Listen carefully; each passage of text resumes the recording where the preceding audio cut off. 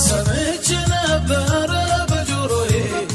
ጌታ ማዳንህን ለብዙዎች ጥላ የማምለጫ አለት መሆንህን በእውነትም አዳኝ ነህ መድኃኒቴ እኔም አይቻለሁ ከዚያ ከጨለማ ከሞት መንደር ባንተ አምልጫለሁ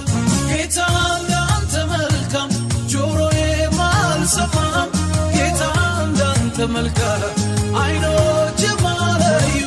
ጌታ እንዳንተ መልካም ከቶ አልገጠመኝም